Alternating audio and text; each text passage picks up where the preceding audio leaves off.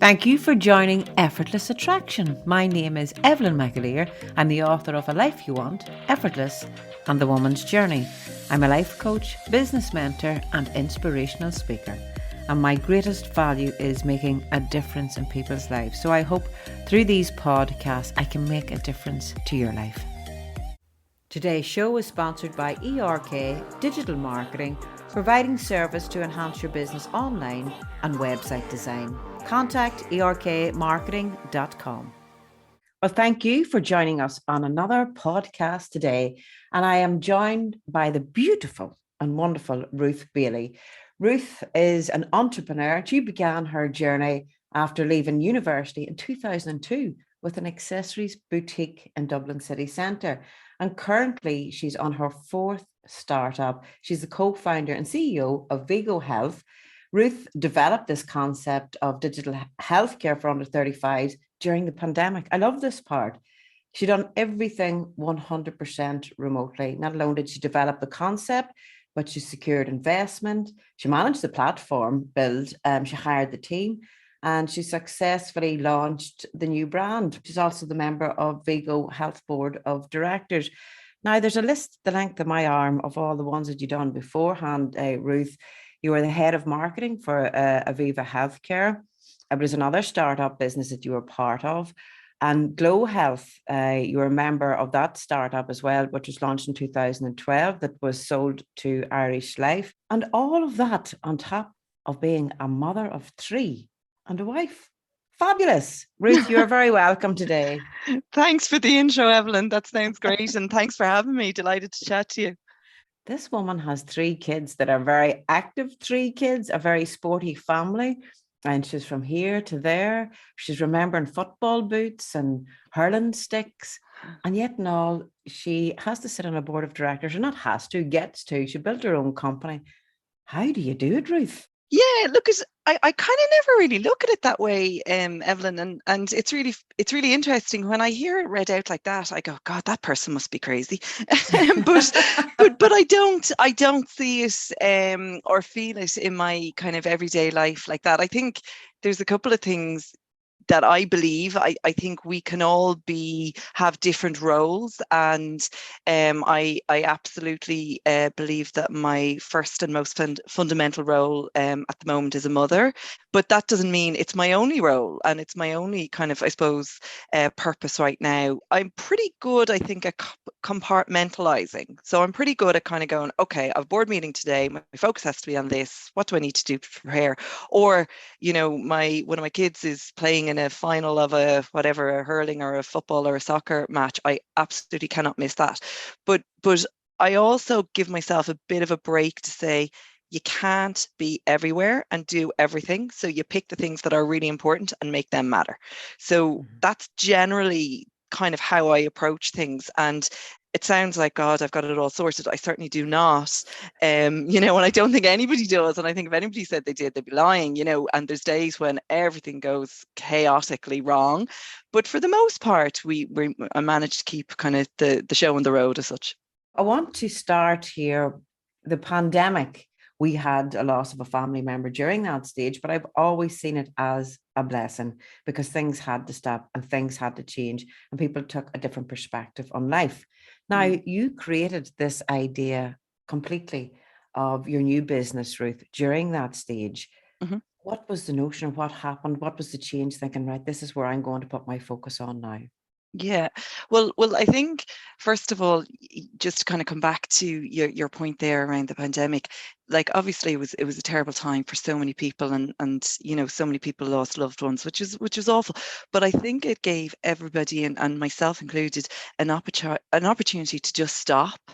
And I think if there was any positives to take from that time, stopping the kind of, I suppose, the rat race and the day-to-day sometimes gives you an opportunity to see things a little bit more clearly and to kind of, I suppose, reassess what you want to do. So I had been working in Irish Life, which following a buyout of a previous health insurance startup that I was involved in, I had gone into Irish Life. So how did it come about that I wanted to go again? I have a business partner who I work with in Vigo Health, and we started chatting doing. And we felt that there was an opportunity not only for, I suppose, a healthcare proposition or healthcare services that were more accessible from a cost perspective, but also to, I suppose, bring them more into the online or the digital world.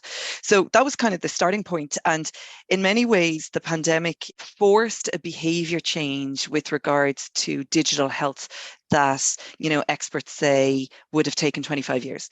So like today, a lot of people are pretty comfortable talking to a GP or a mental health professional or a physio through a video call, whereas pre-pandemic that wouldn't have been the case. So in some ways there was, I suppose, you know, a little bit of opportunistic timing, but in other ways, the opportunity to stop and be still and just reassess. And I kind of felt, for me, I wasn't working in the right environment for my skills and for what I wanted.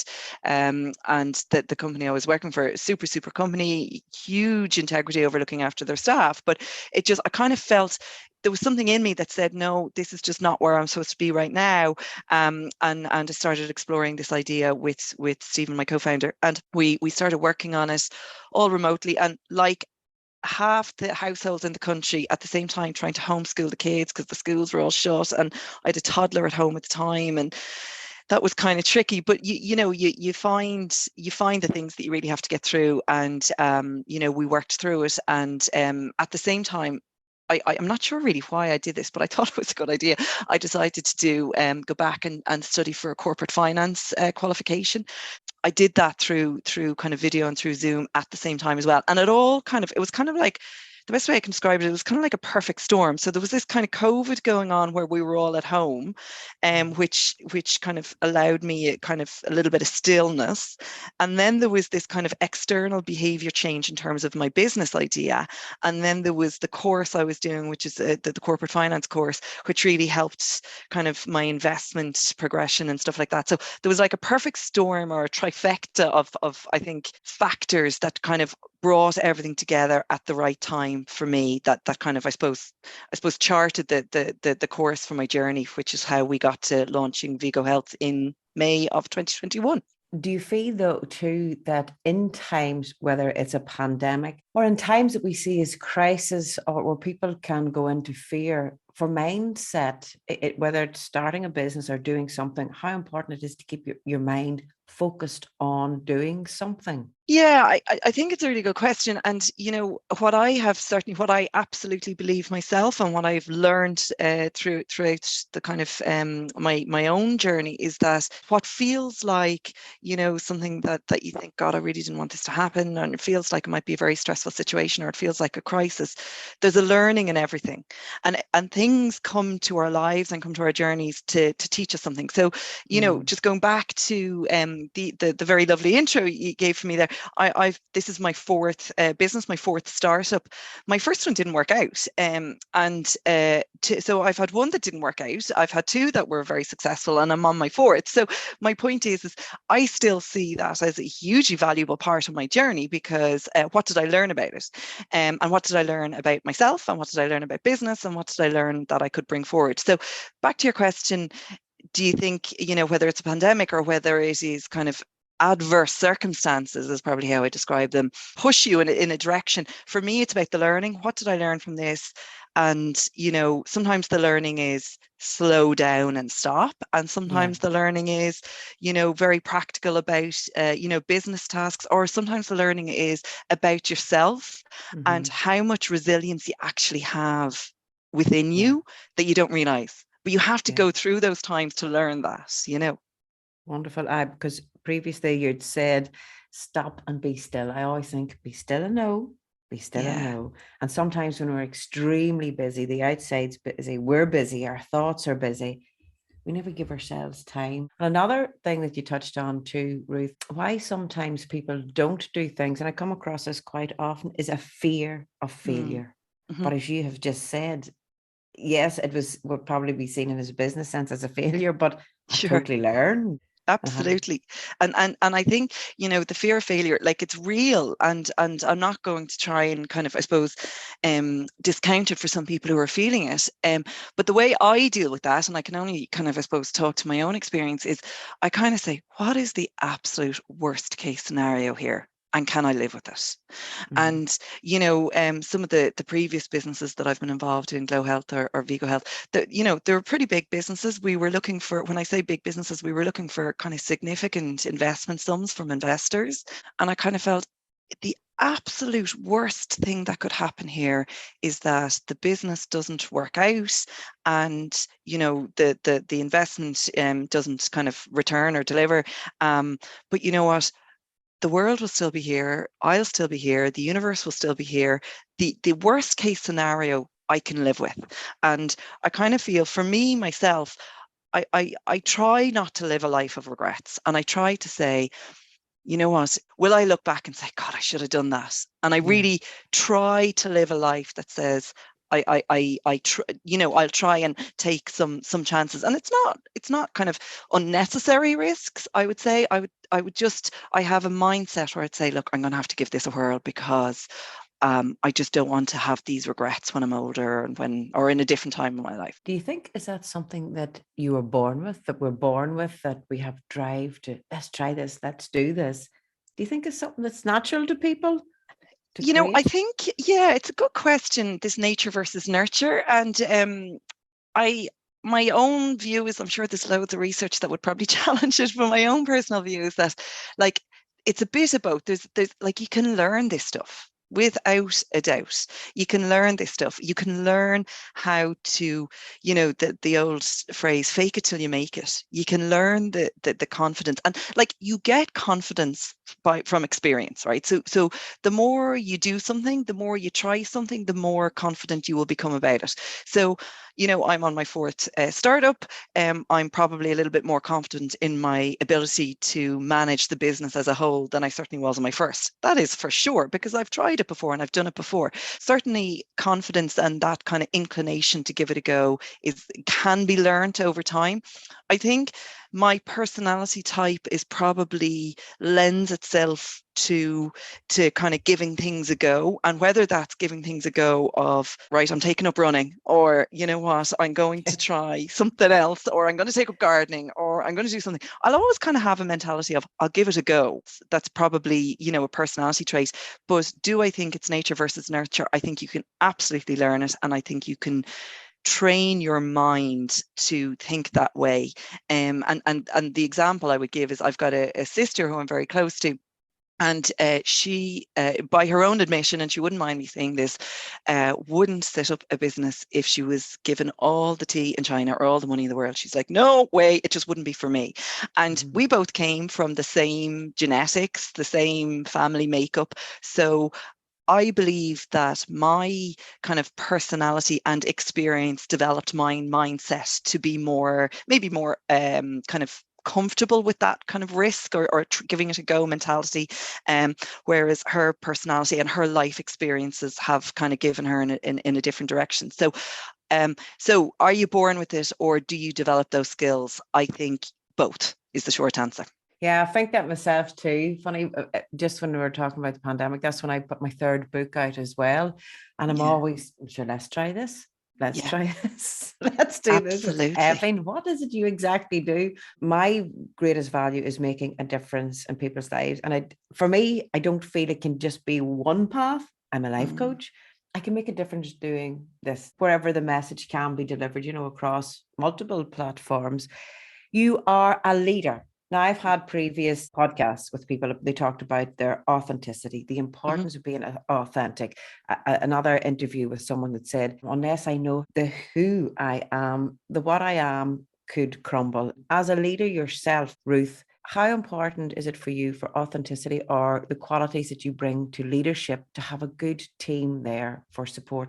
Look, it's to me, it's the make or break. And like, 101 of leadership, and is the most important thing you can do actually when you're setting up a business is lead well, because it's the team and the team around you who actually deliver. And when I talk about a team, it doesn't have to be a team of 100.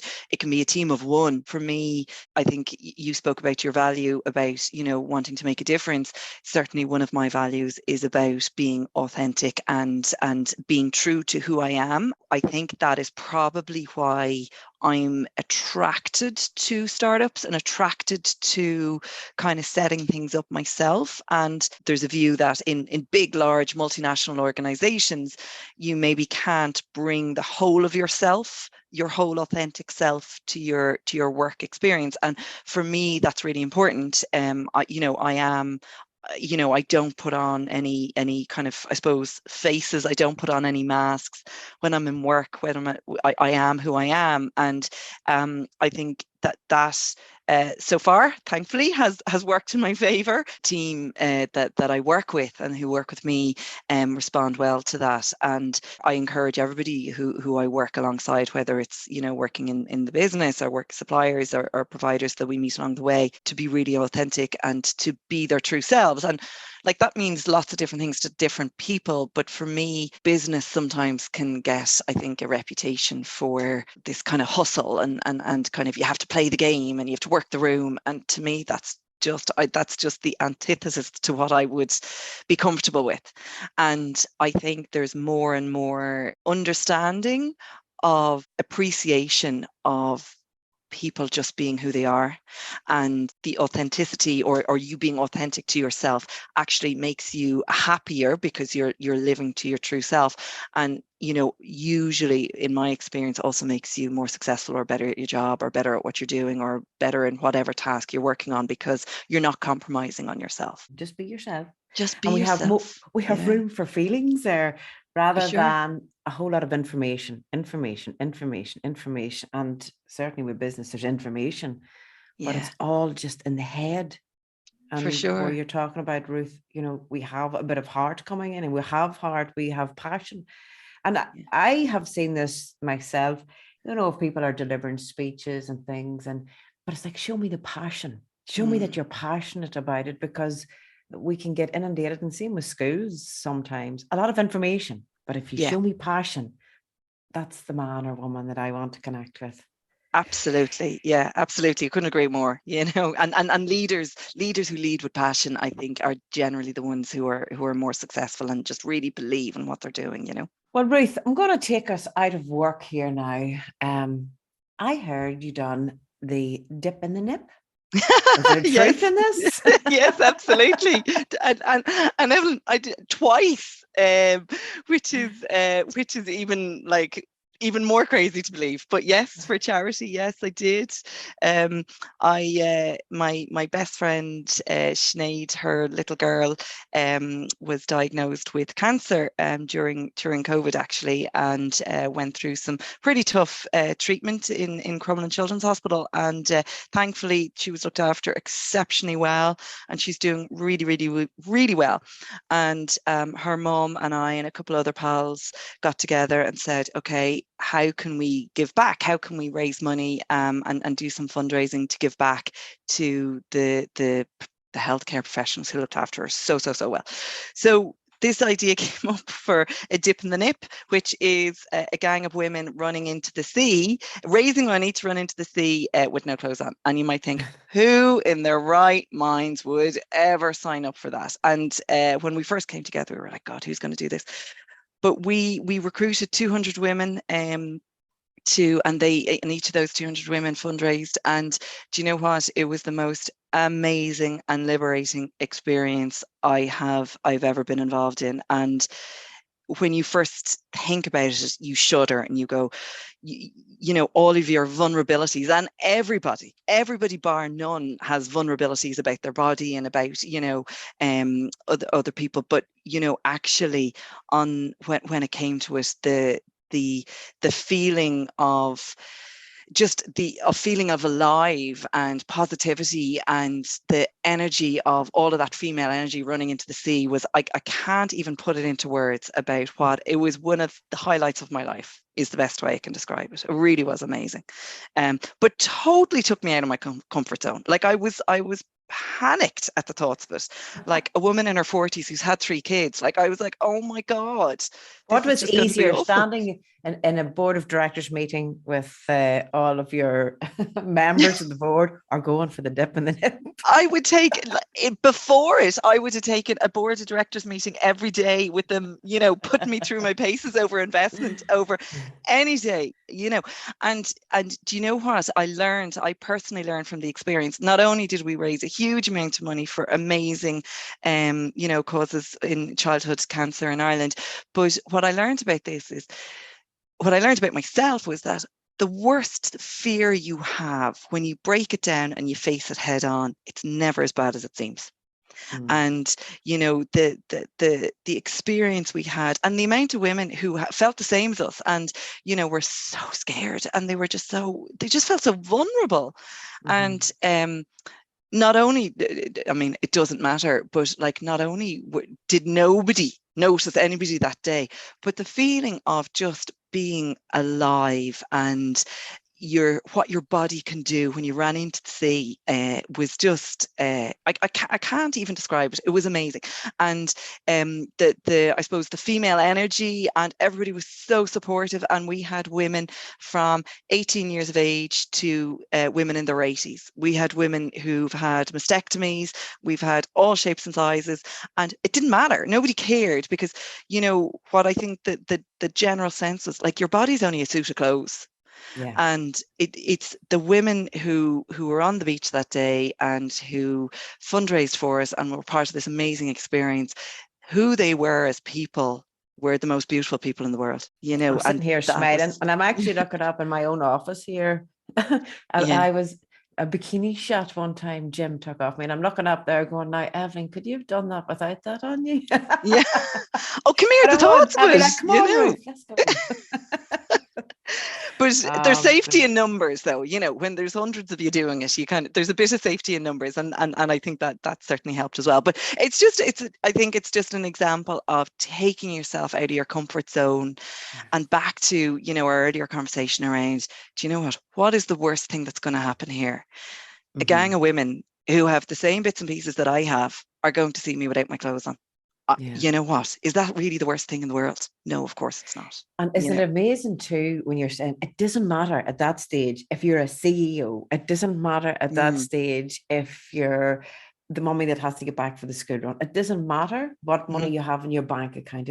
None of those things matter when you just strip down to the bare necessities, and we're all one.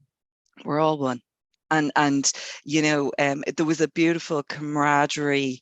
There was some women who really wanted to do it for themselves, but they couldn't convince their friends or their sisters or their daughters to do it. And there were women who came along who turned up on their own, but they didn't leave that beach on their own. And everybody, it was just such a beautiful experience. And back to, I think there's a lot of themes here, back to when we work or in our lives or whatever, these kind of masks some of us feel, we have to put on in our day-to-day lives. When you peel it all back, we're all just human beings, and we're all trying to do the best we can in life. And actually, things like material, whatever you have in your bank account or whatever car you drive, it doesn't actually matter at the end of the day. It's just moments like those really, really bring it home for me anyway, that the human connection, how we connect with others, that's really what's important. Fabulous. Ruth, I could sit and talk to you for ages, but I know our time is almost up. So I'm going to leave the last words with yourself. So we'll talk about just quickly in business here then. So advice, because I know so many people would really I'd love to do this, I'd love to do that. You've done marketing, you've financial qualifications. For anyone that's working from home, if they're a beautician, if they do holistic work, if they want to set out insurance, best advice would you give for this idea then to become the reality? What simple tips? Yeah, there's a couple of things. I would say, first of all, there's like on a very practical level, there are so much resources and help and support available to women in business. And just really briefly, if I could, some of the stats for women in business, and it's a real passion project for me. Some of the stats for women in business are pretty low, and there's so much talent, and there's so much that women can bring to the table, and they're not getting either the opportunity or they don't have the confidence. And just 20% of Irish entrepreneurs are female, and just 13% of big companies have a female CEO. And that's not because women don't have the ideas or don't have the capability, because they do. They're just not getting the opportunities and the support. So the first place and the first kind of piece of advice I would kind of start with is that there are plenty of support. So your local enterprise office, Enterprise Ireland, there's things like there's programs like free programs like Mentors Work, Acorns, Going for Growth.